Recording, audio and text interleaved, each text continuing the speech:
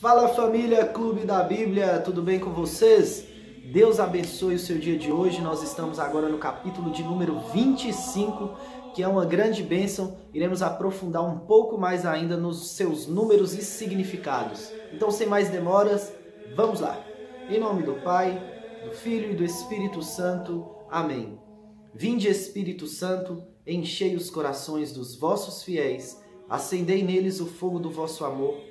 Enviai, Senhor, o vosso Espírito, e tudo será criado, e renovareis a face da terra. Oremos. Ó Deus, que instruíste os corações dos vossos fiéis, com a luz do Espírito Santo, fazei que apreciemos corretamente todas as coisas, segundo o mesmo Espírito, e gozemos sempre da sua consolação. Por Cristo, Senhor nosso. Amém. Então, meus irmãos, como a gente estava conversando no capítulo anterior, a gente começou a entrar em várias questões de números. E aqui, novamente, a gente vai tratar sobre significados para conseguirmos entender o que disse a palavra, contextualizar, trazer para os nossos dias atuais também e para conseguirmos espiritualizar. Então aqui tudo que eu vou gerar para vocês é significado do que foi comunicado a Moisés e ao povo de Israel, tá bom?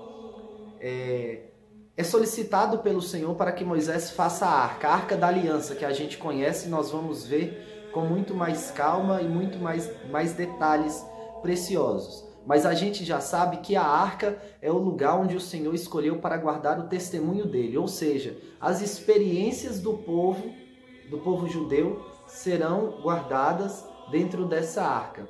E nós já vimos aí que a arca é feita toda de material nobre. É feita com a melhor madeira, é feita com ouro. Então também é necessário que a gente aqui desbloqueie na nossa mente essa ideia de não darmos o melhor para Deus, entendeu? O que é o ouro para o Senhor, né? O que é a melhor madeira para o Senhor? Para Ele não é nada, Ele é o Criador de todas as coisas. Então essas riquezas para Ele não faz diferença, de fato.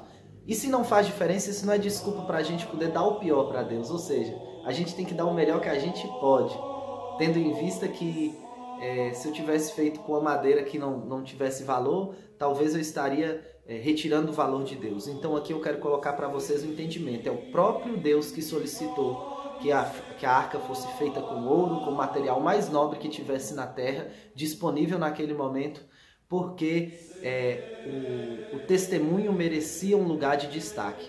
Então não vamos trazer a nossa espiritualidade, a nossa fé, o nosso raciocínio para que a gente ocorra de cair em empobrecimento das nossas palavras, dos nossos atos, achando que preparar algo assim grandioso seria estaria contradizendo com o testemunho da palavra. O Senhor merece o melhor, então que nós possamos nos esforçar para esse melhor. E como imagem e semelhança do Senhor, a gente também merece o melhor, tá bom? Outro mistério aqui revelado agora são os 2 querubins de ouro que são colocados com as asas levantadas para proteger a tampa da arca. E agora a gente está vendo aqui a importância do ícone, o que muitas pessoas falam que é a adoração. O próprio Deus pediu aqui para Moisés para que fosse colocado na arca. Um símbolo, um ícone, ele não é um sinal de adoração, mas simplesmente ali é um símbolo de decoração, um símbolo sagrado, um símbolo de proteção, como as próprias asas dos anjos estão protegendo, senão só mandava colocar um cadeado, ou uma tranca, ou um bastão atravessando a entrada. Então, a importância do símbolo, do ícone, que nos traz a lembrança dos querubins, como foi solicitado. Então aqui a gente vê que o Moisés, que estavam seguindo na vontade de Deus, na direção de Deus, ele não está cometendo nenhum ato de adoração. Seguindo a orientação do Senhor, ele tem ali um símbolo de proteção. Um símbolo que sim leva ele a lembrar do desejo de Deus para a vida dele. Muito importante isso. Pratos, incensários, copos e taças, todos feitos de ouro. Isso já vai nos lembrar muito do banquete do Cordeiro, né? Nós vamos lembrar muito do banquete eucarístico que a gente prova na Igreja Católica, que existe essa preparação. Também existem os cálices feitos de madeira, nem todos são de ouro, a grande maioria é banhado a ouro, mas aqui nós temos um material muito nobre, mais uma vez oferecido ao Senhor. Então tira essa mentalidade da sua cabeça de ter que, para poder ser cristão, para poder ser filho de Deus, você tem que viver uma vida escassa, tá bom?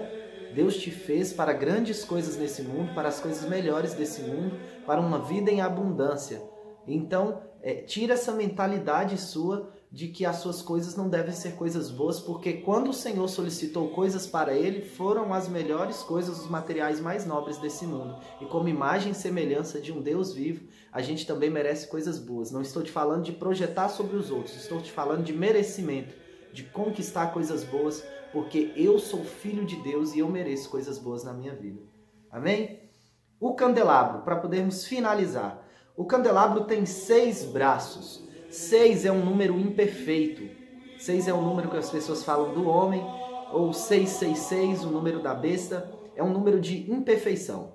Ou seja, quando a gente fala 666 é o número da besta, eu estou te falando imperfeito 3 vezes.